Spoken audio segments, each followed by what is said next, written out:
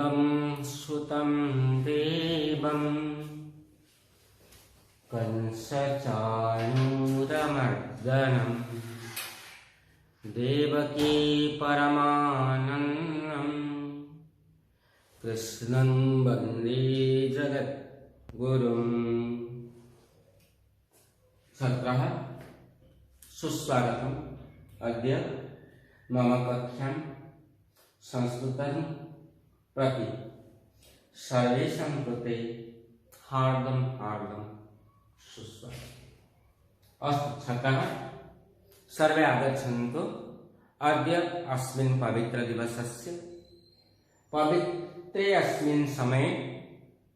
वयं सर्वे मिलित्वा रघुवंशमहाकाव्यस्य श्लोकदशम, एकादश, द्वादश इति विषयं नीत्वा अद्य आलोचनं कुर्मः। सर्वे आलोचनामध्ये अंशग्रहणं कुर्वन्तु। सर्वे मनसि एकीभूय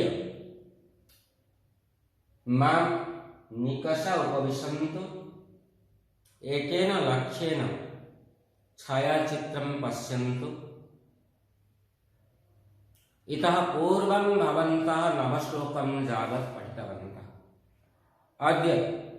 इदानीम् अहं भवतां कृते श्लोकदशमम् उपस्थापयामि। पश्यन्तु छात्राः, महाकविना कविकुलगुरु महाकविना कालिदासेन अस्मिन् रघुवंशस्य प्रथमसर्ग तत्र दशमश्लोके किं तावत् अस्मान् उपदिशति, अस्मान् कथयति, अस्मान् रघुवंशविषये किं मार्गं प्रदर्शयति, अस्मान्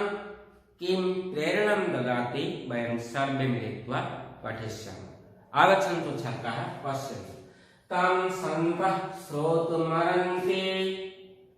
तं सन्तः श्रोतुमर्हन्ति, सद् असत् व्यक्तिहेतवे, हेम्नः संलक्ष्यते ह्यग्नौ, हेम्नः संलक्ष्यते ह्यग्नौ, विशुद्धि श्यामिका अपि वा, विशुद्धि श्यामिका अपि वा। पश्यन्तु छात्राः, एकमेव वाक्यम् अहं नयामि, अत्र तिष्ठन्तु। अत्र केवलम् अत्र अस्ति, तं सन्तः श्रोतुमर्हन्ति। छात्राः, अहं जत्, श्रोतारः अहं जत्, पाठकाः अहं जत् रघुवंशमहाकाव्यं लिखामि। तं रघुवंशमहाकाव्यं केवलं सन्तः श्रोतुमर्हन्ति, न तु दुष्टाः, दुर्जनाः। दुर्जनानां कृते मम एषः काव्य न, दुष्टानां कृते एषः काव्य मम न। जे च आस्तिकाः भवन्ति, जे च सज्जनाः भवन्ति, जे च सन्तः भवन्ति, तेषां कृते एव अहं मम काव्यं रघुवंश नाम महाकाव्यम् उत्सर्गं करोमि। तेषां कृते एव अहं रचयामि, न तु दुष्टानां कृते, न तु अशिष्टानां कृते, न तु नास्तिकानां कृते। येषां समीपे आस्तिकबुद्धि नास्ति, केवलं तत्र पाठे कुत्र दोषः वर्तते, कुत्र त्रुटिः वर्तते, केवलं तदेव संलक्ष्यते, तेषां कृते मम काव्यं न। अतः अहं केवलं शिष्टानां कृते, सज्जनानां कृते, सन्तः कृते अहं मम काव्यं रघुवंशकाव्यं विरचयामि। एतदेव तस्य अर्थः। आगच्छन्तु द्वितीय, सत् असत् व्यक्तिहेतवे। अहं किं निमित्तम् एतत् करोमि? सत् असत् व्यक्तिहेतवे। अहं हेतवे निमित्तार्थ हेतु शब्दात् चतुर्थी विभक्ति भवति। संत व्यक्तिहेतवे, असत् व्यक्तिहेतवे न। असज्जनमयि जे सज्जन नुहे से मैं काव्यर निर्माण करनी पिला ए काव्यर निर्माण मुझे जे माने शिष्ट अटंती साधु अटंती संत अटंती समदर्शी अटंती दोष देखती गुण देखती प्रकृत तथ्य को उन्मोचन कर सक्षम अटंती से निर्माण कर ज्ञानी होइतिले मध्य गुणी होइतिले मध्य बहु ज्ञान अधिकारी होइतिले मध्य जदि से दुर्जन अटे दुष्ट अटे नास्तिक अटे ईश्वर उपरे जार आस्था नहीं मुझे काव्य निर्माण करनी दयापूर्वक ए काव्य ठारू से दुष्ट लोक मैंने दुर्जन मैंने दूरे रुहतु मु दुष्ट दुर्जन अशिष्ट तथा नास्तिक मानक मोर काव्य मुझे देवी मोर काव्य से समर्पण करुच्ची जो मैंने सज्जन जो मैंने शिष्ट सज्जन संत साधु साधु स्वभाव तथा आस्तिकवादी अटंती से मोर काव्य को समर्पण कहबार तात्पर्य जे पिला मणि द्वारा भूषित होते जमी साप भयंकर अटे निष्ठुर अटे मणि तुम्हें जान पिला संसार एक मूल्यवान बहुमूल्य वस्तु हूँ मणि ए बहुमूल्य अमूल्य मणिर अधिकारी होते कौन मणिनाग भयंकर नुहे मणि अच्छी जाए कुंडे गेल कर से निश्चित मणि अमूल्य संपदर अधिकारी होते नाग जमी तार स्वभाव को छाड़े निष्ठुरता को देखा आओ तार स्वभाव आमको दंशन करे मणि द्वारा भूषित होते त्याग करने उचित से ज्ञान बुद्धि विद्या परिपूर्ण होते दुष्ट अटे जदि अशिष्ट अटे असाधु प्रकृतिर अटे जदि समाज क्षति साधन से कौन कर ज्ञान को विनियोग करुच्ची असज्जन व्यक्ति सज्जन नुहे जे अनास्तिक व्यक्ति मो काव्य ठार दयापूर्वक दूरे रुहतु कारण एमाने पाठ पढ़ार लक्ष्य नहीं बुझार लक्ष्य नहीं काव्य को आलोचना करते एमाने केवल खोजती काव्य भूल कोट रहा आम देखाइबो आ कवि को आम अपजस लगिदेबू कविर मुंडे अपजस थोदेबू आ भूल को लोक मान देखे जो मैंने पढ़ाई आग्रही थे से आग्रह अनाग्रह सृष्टि करती जे काव्य भूल अच्छी तुम्हें पढ़नी किसी भी मूल्य नहीं निरर्थक अटे बोले आग्रही लोक मान मन में निरुत्साह भावना को एने आनी दिखती एणुक हे छात्र मैंने मुझे मोर काव्य को उत्सर्ग कर जो मैंने साधु जो मैंने संत तार अर्थ नहीं मत सपोर्ट करेंगे तार अर्थ नहीं मोर काव्य को प्रशंसा करेंगे तार अर्थ नहीं भूयसी प्रशंसा करेंगे भरीदेवे प्रशंसा करते जो मैंने साधु स्वभाव जो मैंने सामंजस्य अटंती दोष भी देखती गुण को भी चिन्हती से काव्य पढ़ी पारे उदाहरण गोटे तुमको देवी ना पिला कालिदास कहे कालिदास उपस्थापना कर निकट गोटे उदाहरण देवी ना नह हेम संलक्षते ह्यग्नौ विशुद्धि श्यामिका पिबा हेम हेम हेम हेम मैंने पिला मन रख सुना सुना सुवर्ण आ सुवर्ण केते शुद्ध आ केते श्यामिका कलंक युक्ता से सुनाटी केते उपयुक्त अटे केते शुद्ध अटे केते कैरेट अटे केते उच्च कोटिर अटे किंबा केते ता भितर श्यामिका बा कलंक रही कौटी देखा जाए जानी पिला हेम सलम क्षते ह्यग्न ह्यग्न ही युक्त संधि करता है ठीक अच्छे देखो ही प्लस अग्न अग्न अग्नि शब्द सप्तमी एक वचन अग्न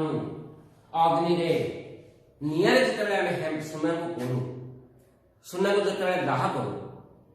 दग्धीभूत करी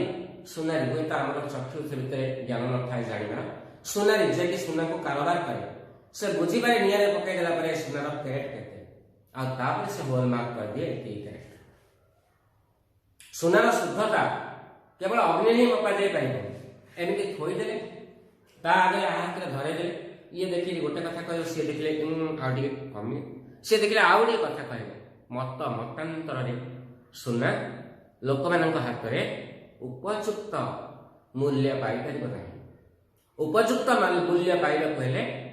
सुनारी मान गहन से सुना को अग्नि में निक्षेप करा निआरे दग्धीभूत होगा पड़ो दग्धीभूत जना पड़ सुनार शुद्धता। तेणुक मोर ये काव्य सेमती ज्ञानी मान ज्ञानर कषटी भितर जदि कषटी दि जाए ताहले ता भर जना पड़ मो ज्ञान मोर ये रघुवंश काव्यर मूल्य केते कम अच्छी केते अधिक अच्छी कारण असाधु प्रकृतिर व्यक्ति ताहाको निर्माण करने समर्थ नुहति से केवल तार दोष दुर्बलता को उपस्थापना करती अन्यर प्रशंसा करने अन्यर गुणगान करने असाधु मान हृदय न था एणुक तन सन्त श्रोतुमरंती यही काव्य को सही सज्जन मैंने शुणा योग्य अटंती निर्माण करने तार मूल्य निर्धारण करने योग्य अटंती सत् सत् व्यक्ति है तबे मु प्रणयन कर सज्जन मान निमंते व्यक्ति है तबे न तो असज्जन मान नुह मोर असज्जन मान मो बही धरिया दरकार नहीं मो बही पढ़िया दरकार नहीं शुणिया दरकार नहीं मूल्य जदि ठीक निर्धारण करें आसुथिया मन में आग्रह को जब निराग्रह परिणत करेंगे उत्साह को निरुत्साहित करदे से धरती कारण कारण सुनार शुद्धता अग्नि ही परीक्षा करा जाए तार शुद्धता विशुद्धता केते परिमाण में शुद्ध से अशुद्ध अटे अग्नि ही कम करा जाए परीक्षा करा जाए एणुक मोर बहिर शुद्धता अशुद्धता केवल ज्ञानी मान ही परीक्षा करने युक्तिसंगत अटंती जो पाखे समदर्शी गुण रही जो मैंने साधु प्रकृति जो मैंने सज्जन से ये काव्य को आज निर्माण करने बसी पिला तुम्हें तुम चिंताशील को सत सत मार्ग नेब आसक्ति नास्तिक भावना रदि तुम्हें मोर काव्यर मूल्य बुझीपार पिला तुम आसक्ति आस्तिक मनोवृत्ति होगा दरकार सकारात्मक मनोवृत्ति नहीं मोर काव्य को पढ़ा दरकार। कालिदास उक्त निज श्लोक माध्यम से आमको बहुत बड़ कथा कहीदे पिला श्रद्धावान लभते ज्ञानम तत्परं संजतेन्द्रियः ज्ञानं लब्धा परं शांति अचिरेणाधिगच्छति। गीता भगवान अर्जुन को भगवान श्रीकृष्ण अर्जुन को किए ज्ञान पाइपर किए प्रकृत ज्ञान योग्य हो पार बुझे प्रथम तुम मन को सकारात्मक करने को जेकोसी बही पढ़ना कहीं से श्लोकटा कौन तो से श्लोक नहीं आम संसार में जेकोसी श्लोक को जो नकारात्मक मनोवृत्ति नहीं पढ़ा से बही प्रकृत ज्ञान को आम सब जाक कलंक कर पोछि देकर आम निजे कलंक लास्ट तो बही भितर भल मंद तुम्हें जान टंकार दुईटी पार्श्व जोटा भल थाए से मंद थाए खराब थाए किसी भी आम देखू अनेक जिनस टीवी दूरदर्शन माध्यम चलचित्र माध्यम आम अनेक जिनस पाऊ भल भी था खराब भी था कथा हूँ ये आमको भलटा संग्रह करा पड़ो खराब त्याग करा पड़ो किंतु आम कौन करूँ साधारण आम ज्ञान स्वल्पता हेतु ता भीतर खराब जिनस अति शीघ्र आमको आकर्षण करे आम कौन ग्रहण कर भल जिनसटी से चलचित्र कौन अच्छी हाँ चलचित्र देखा बाबा मामा मना करती बड़ लोक मैंने मना करते तार कारण तो तुम्हें जान ना पिला कारण काले पिलाटी कुप्रभाव पड़ और चलचित्र जो मनीष मान गाय गोरु मान से कथा बोल मनीष मान आम मान तो भर भल जिनस को आमको संग्रह करा पड़ो अर्थात सकारात्मक मनोवृत्ति नहीं जब आम प्रत्येक बही को रोमांचन करवा अवलोकन करवा परिशीलन करवा ताले आम सकारात्मक चिंताधारा गुड़ाक भर पाइपर ता भर कौन रही आम मार्ग पथ प्रदर्शक जहाँकि आम चलापथरे कुसुमित हो पार पुष्पवृष्टि कर जिनस को आम संग्रह कर कालिदास गोटे श्लोक माध्यम आम जीवन पढ़ाटा से बतई प्रत्येक बही को पढ़ला बेले मो द्वारा यहाँ हेनी मुझे गोटे अकाल पुष्पांड मु गोटे अपदार्थ ए भर हेनी एमती नकारात्मक मनोवृत्ति ना ये भूल अच्छे से भूल अच्छे से भूल अच्छे कही समस्त देहरे दोष देखा छेनारू चोपा छड़ेगा जीरारू शिरा खाइबा जदि आम उपयुक्त विद्यार्थी हो पार हाँ किसी भूल भी थी पारे कौटी आम एड़ी जाइटा भर कौन भल जिन अच्छे संग्रह कर कालिदास वास्तव में उक्त श्लोक माध्यम आम मान बहुत सुंदर कथाटी से कहीदे ठीक अच्छे पिला 10म श्लोक तो सरी जाइए तुम्हें तुम सन्देह थी बोले तुम्हें तुम ग्रुप अच्छी ग्रुप माध्यम प्रेरण कर कमेंट माध्यम उपस्थापन कर तुम जो नालंदा संस्कृत ग्रुप कह से ग्रुप माध्यम उक्त श्लोक तुम सन्देह भी दूर कर सन्देह तो किसी नथिबो आ जदि भी थाए नथिबो तो मुझे कहीपरि जदि भी थाए ताहा मते उपस्थापन भी करि परिबो पिला तुम भाई सुविधा रही देख पिला आज मु तुम दे जाउछि 11 श्लोक 11 श्लोक कौन मुझे लिखी कौन लिखी रघुवंश महावंश काव्य से लिखी मोर बुद्धि अल्प हेले मोर ज्ञान स्वल्प हेले मु मणि सूत्र कार्पास कोमल आदि वस्तु प्रवेश कराई ना कि मुझे जेन तेन प्रकार रघुवंश लिखा चेष्टा करी और सर्जन मान लिखी तो लिखे एवं लिखुची एवं लिखुचु ना हाँ कौन लिखुचु वैवस्वत्व मनोर्नाम माननीय मनीषिणम् आसीत् महीखितामाद्य प्रणवा छन्दसामिव रघुवंश प्रथम श्लोक अयमारम्भः भवति किन्तावत् प्रथम श्लोकः पश्यतु वैवस्वत्व मनोर्नाम वैवस्वत्व विवस्वत्वः पुत्र वैवस्वत्वः विवस्वत्वः पुत्रः वैवस्वत्वः मनुः नाम मनु नाम रे जड़े माननीय संसार पूज्य नमस्य माननीय महाशय मनीषी महामनीषी महामहर्षि महान जड़े ऋषि से कौन करते आसीत आसीत माने रही वैवस्वत्व विवस्वत्व पुत्र विवस्वान इति सूर्यस्य नामान्तरं भगवत् सूर्यस्य नामान्तरं भवति विवस्वान तस्य विवस्वत्वः विवस्वत्वः पुत्रः भवति वैवस्वत्व से सूर्यंक वंशरे वा सूर्यंक वंशरु जन्मलाभ करते वैवस्वत्व मनु नामक नाम मनु नाम मनु नाम संधि कर लागे मनु देखो संधि कर दो मनु प्लस नाम मनु नाम कल बुझ पछ ठीक है वैवस्वत्व मनु नाम विवस्वत्वंकर पुत्र अर्थात सूर्यंक पुत्र रूपे जड़े वैवस्वत्व मनु नामक माननीय संसार पूज्य नमस्य वंद्य माननीय मनीषिणाम मनीषी मानक मध्य श्रेष्ठ मुनि मानक मध्य श्रेष्ठ ऋषि श्रेष्ठ मनीषिणाम आसीत ए संधि कर आसीत मही कितानाद्य आसीत मही कितान आसीत संधि आसीत देखो मैं समझा कुछ आसीत जुत्ता मही मही तार संधि है आसीत भाई के जन्म लाभ करते ता पूर्व रही महर्षि मनु बा वैवस्वत्व मनु नामक विवस्वत्वंकर पुत्र रूपे से जन्म लाभ कर रही केमि महीखिता मध्य महीखिता महीखिता मही माने पृथ्वी महीमंडल हबनी खित माने शब्दर अर्थ जो माने शासक राजा महीखिता अर्थात राजा मान मध्य प्रथम राजा ए महिला महेश्वर अधीश्वर महीखिता आद्य आद्य माने आग प्रथम से महीखिता आद्य प्रथम भारत धारणी महर्षि मनु वैवस्वत्वंकर पुत्र से ऋषि माननीय से जड़े भल ऋषि से जड़े माननीय से जड़े महीखिता महीखिता माने इले जड़े राजा महिला पालक महिला अधीश्वर राजा आद्य माने प्रथम समस्त राजा मान मध्य जेते राजा अच्छे समस्त राजा मान मध्य आद्य राजा थे महर्षि मनु वैवस्वत्व मनु ऋषि मान मध्य से प्रथम माननीय मान मध्य जिते माननीय अच्छे संसार से माननीय मान मध्य से आद्य किए सी ना वैवस्वत ना केमी उदाहरण ना प्रणव छंदसामी देख उदाहरण प्रणव छंदसामी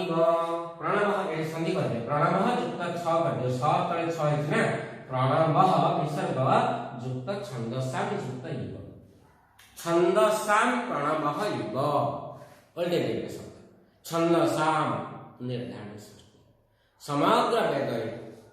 समग्र छंद शब्द पिला वेद समस्त वेद चारटा वेद रही कौन वेद रही चारटा कौन रूप से साम अर्थ चारटा वेद एवं ता संगे के काले महाभारत को पंचम वेद बोली कहले सी तो वेद नुह कह जाए एमती श्रूयते प्रवाद प्रवचन महाभारत आवश्यकता को लक्ष्य करे ठीक अच्छे कौन छंदसाम जेते छंद रही जेते मंत्र रही जेते मंत्र तंत्र सब रही से जमी प्रणव प्रणव शब्द अर्थ ना पिला प्रणव शब्द अर्थ तो आम सब व्यवहार करें सबुदिन आस्तिक मैंने सबुदिन व्यवहार कर कौन ना ओंकार ना पिला जो ओम जो उच्चारण कर तुम्हें अ उ म अ प्लस उ प्लस म र मिलन ओम सृष्टि ये जो ओंकार नाम आम कहे ये ओंकार को प्रणव कहते आम प्रणव बोली कहू आम प्रणव नाम कह ना कौन छंदसा मान ना छंदसा मान वेद कौन रही मंत्र गुड़िक रही विभिन्न प्रकार मंत्र सब उच्चारण कर मंत्र उच्चारण में ओम टा कौट रही ओम टा कौट रही प्रत्येक मंत्र मंत्र तंत्र ओम टा कौट रही आद्य आद्य मैंने कौट प्रथमे प्रथमे जमी वेदर मंत्र पढ़ा पूर्व प्रथमे ओंकार उच्चारण करा ठीक सेमती जेते राजा राजेश्वर अच्छी प्रथम होती पूज्य होती नमनीय होती नमस्य होती से वैवस्वत मनु जेते माननीय मनीषी अच्छा संसार से आद्य से पूज्य से चीर नमस्य पिला से वैवस्वत मनु छंद मध्य मंत्र मध्य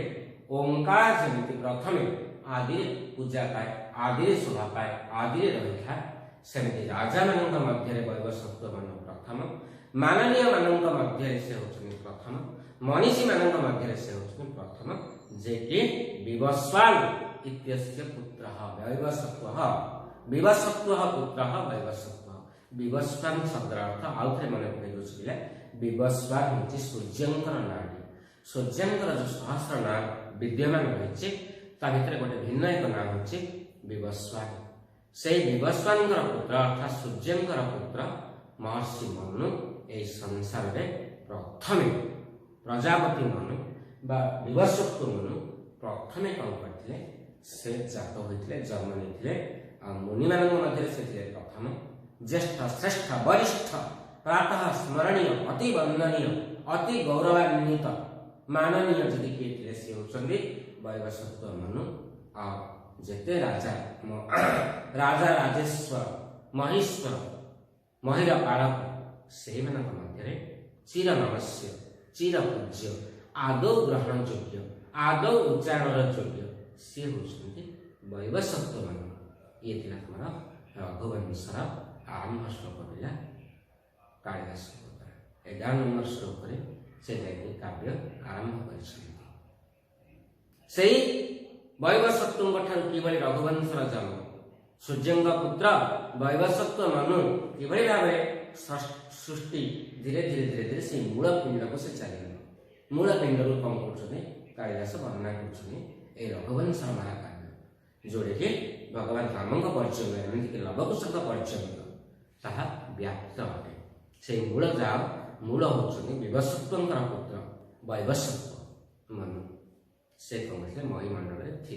ये 11 नंबर श्लोक ये श्लोक कि किसी असुविधा ना पिला शब्दर काठिन्यता ना जदि तुम्हें कौट भी सन्देह पाच तुम जो नालंदा संस्कृत ग्रुप कहुई से ग्रुप मध्य तुम्हें कौन कर तुम सन्देह को प्रकट कर ना जदि किसी असुविधा अच्छी वीडियो माध्यम जो शेष तुम बक्स रोचे से सन्देह कले प्राय तुम ग्रुप रे दे दियो बिना ग्रुप रे तुम सॉल्व भी कर दियो जदि किसी संदेह होची गुरुजी 11 नंबर श्लोक पढ़िला बेले ए जिनसला संदेह आसिला मते बस मु तार संदेहटा दूर करिया में चेष्टा करी न निर्दिष्ट पिला फोन कर तेन तुम्हारा समय नहीं ले परीक्षा बहुत दिन नहीं एनु कर वीडियो देखला मात्र तार भला पढ़ दियो बुझि नियो तार आलोचना पर्यालोचना मुंडे मुंडे कर तार प्रश्न उत्तर को निजे स्थिर कर जदि कोई संदेह घर पढ़ी जाउछ पिले मते प्रश्न कर डायरेक्ट प्रश्न कर सीधा सीधा ग्रुप माध्यम रे प्रश्न कर मु तम वीडियो तले कमेंट करियो मु वीडियो देखियो तो कमेंट रे उत्तर देबे तमे ग्रुप माध्यम रे प्रश्न करता बहुत सुंदर भाबरे सब सॉल्व हो जाय ठीक अछि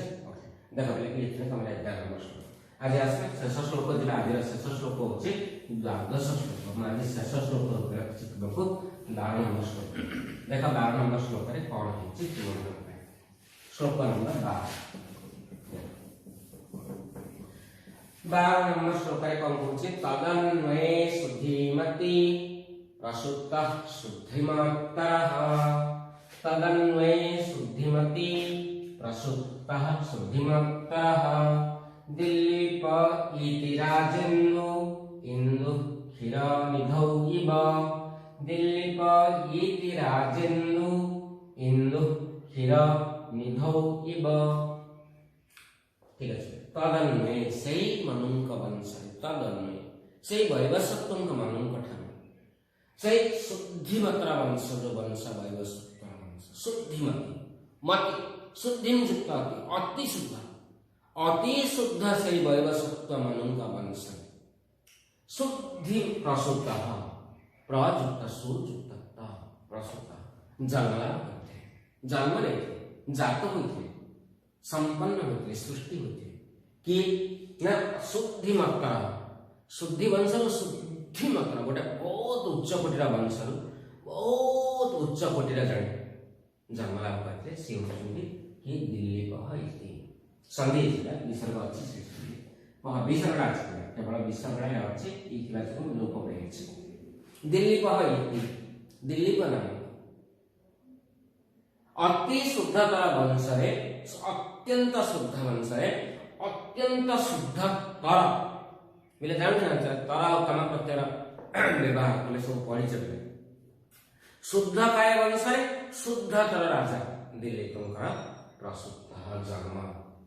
नहीं ये दिलीप ना राजेन्दु इंदु क्षीरनिधाविव राजेन्दु इंदु ए कंकर संधि करा ए संध्या करे तुम बुझिबो देखो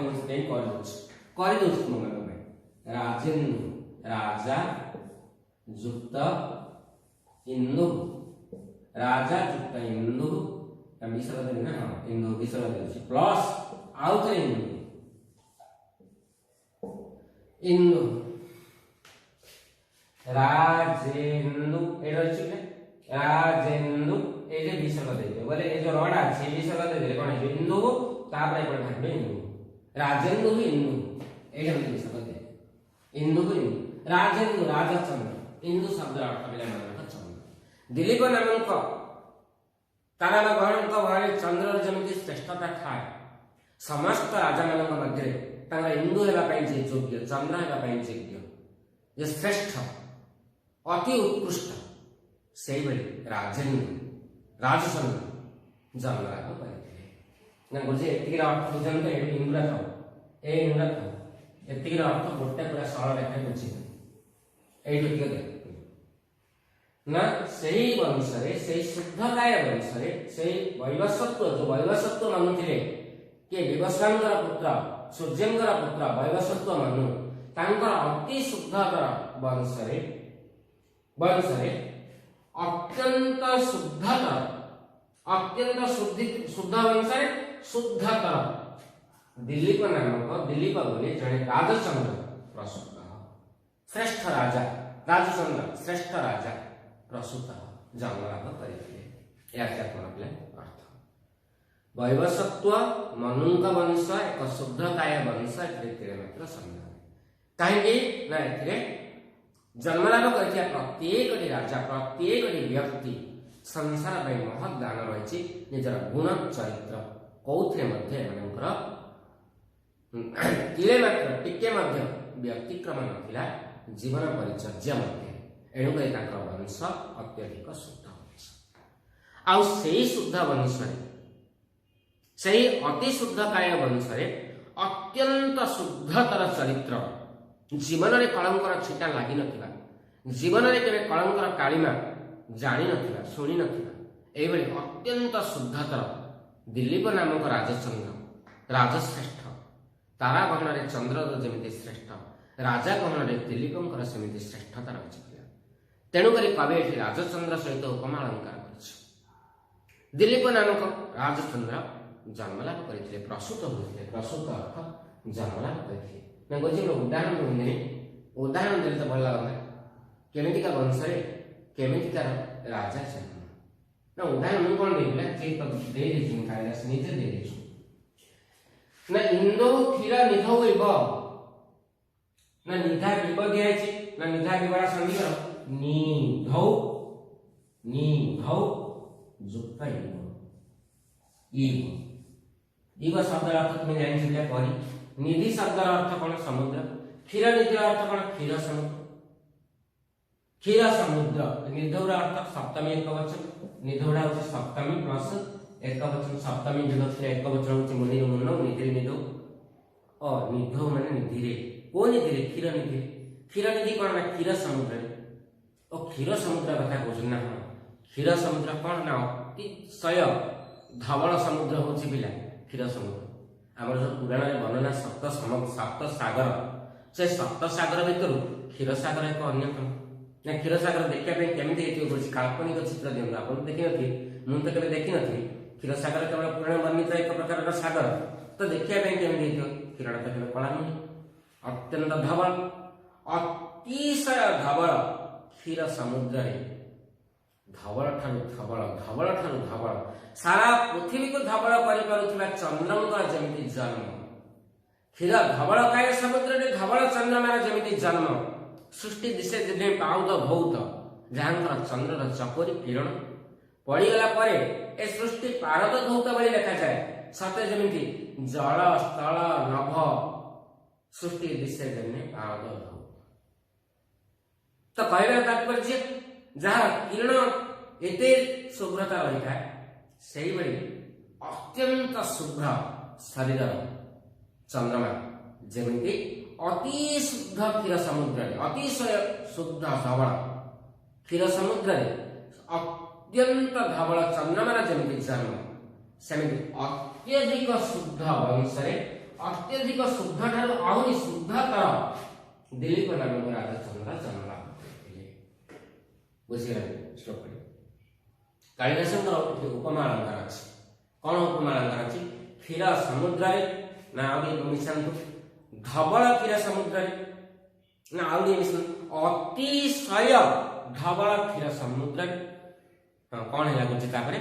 ନା ଅତ୍ୟଧିକ ଧବଳ ଚନ୍ଦ୍ରମାର ଜନ୍ମ,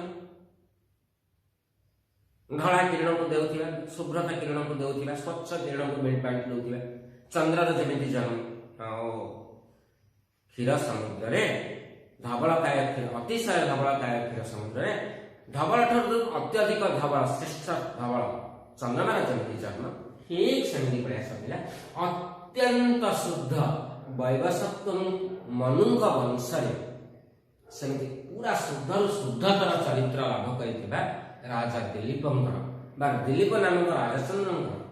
ରାଜଶ୍ରେଷ୍ଠଙ୍କର ଜନ୍ମ ଲାଭ ହୋଇଥିଲା। ଇଏ ଥିଲା ଦ୍ୱାଦଶ ଶ୍ଲୋକ।